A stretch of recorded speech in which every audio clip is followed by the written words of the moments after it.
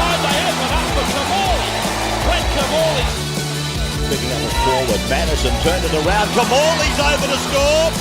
Back to the centre, oh, how easy. Kimmorley's under the post. Melbourne with Joyce. Here's Kimmorley with a good break. Kimmorley inside the 20, support coming, won't need the support. Kimmorley again on his left foot, he's over. Here's Kimmorley, he's gonna score the number 7.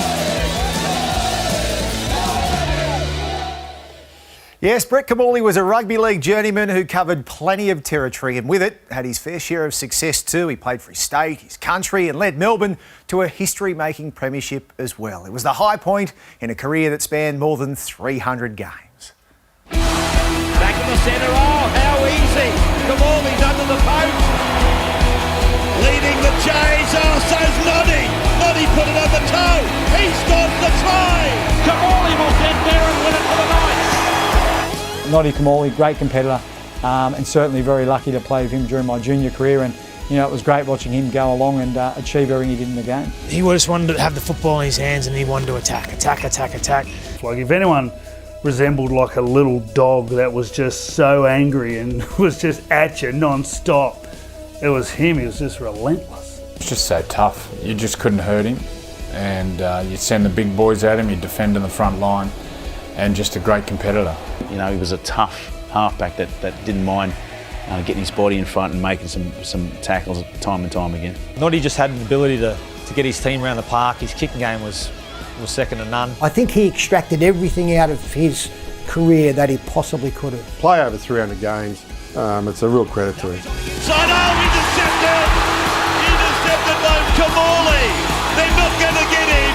The little number 7 has run the length of the field. Well, I think the very fact that Brett Kimmorley forced selectors to pick Andrew Johns at hooker on occasions, you know, says a lot about what Brett Kimmorley had to offer at his peak. Noddy was just, you know, unfortunate to come through at the same time at Newcastle that, you know, a guy by the name of Andrew Johns come along. So, but in saying that too, you know, it really, you know, built his hunger, his desire to go on and be a first grade. A lot of guys would have probably just, you know, been happy to stay in Newcastle and play second fiddle with someone like Andrew Johns. But he never underestimated his ability, and he was a good judge of his own ability because Noddy went on to not only, you know, play for Australia, play for New South Wales, you know, win premierships, but at one stage there he actually kept Andrew Johns out of the starting number 7 jersey for New South Wales. So that's a massive rap in itself. And you could, you know, measure yourself as a footballer. If you could tell your kids one day that you were good enough to keep Andrew Johns on the bench for New South Wales as a halfback, arguably I believe the greatest ever player that's played our game. It just shows what a player you were at your peak as well. He sort of changed the way halves sort of played, where he used to get the ball, and nowadays they talk about being flat and fast, and that was the style of play he used to play. Let's get the ball in the advantage line and fly over the advantage line and get the defenders nervous. The thing I always remember with Noddy is that kick and chase game he played. He just had the team under that much pressure.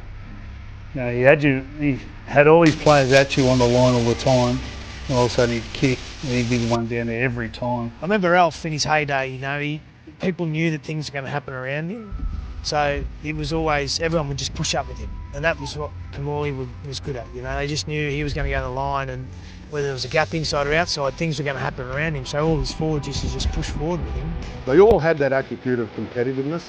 You know, Ricky, Alf and Brett, yeah, took losing really hard. You know, it really affected them, and I like that attitude because they'll do everything and they'll go above and beyond to make sure that they win the football game. Defensively, he was sound, but with the ball, he could do pretty much anything as a halfback. And I know a lot of probably modern day halfbacks are modelling their game off what he did, being able to run, play short or play out the back. So yeah, he was a great player and a great kicking game, as I said.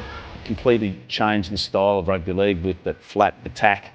And under Chris Anderson down there at Melbourne had a fair bit of success. And I remember Noddy just, you know, one of those halfbacks that took the line on and played right to the line, and with choice selection of passing was probably better than anyone. The Hoover has gone!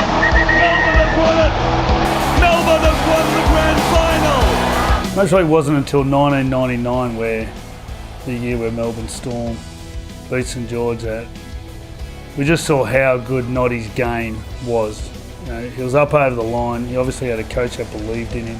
You know, when the year they won the premiership, they were just putting 50 to, you know, sometimes 60 points on teams just because of that flat attack. No one knew how to handle it. He was great for the Melbourne Storm in the early days, and obviously winning the Clive Churchill in that grand final win in '99 was fitting. We came in at half time, we were down by 12 points or something. Things just weren't, so we changed our game plan a bit, and you know, Noddy Brett came into his own in the second half of that '99 grand final, and you know, the forwards went forward, and Brett certainly capitalised on that and got us across the line in what will be a very memorable grand final, I'm sure, for years to come.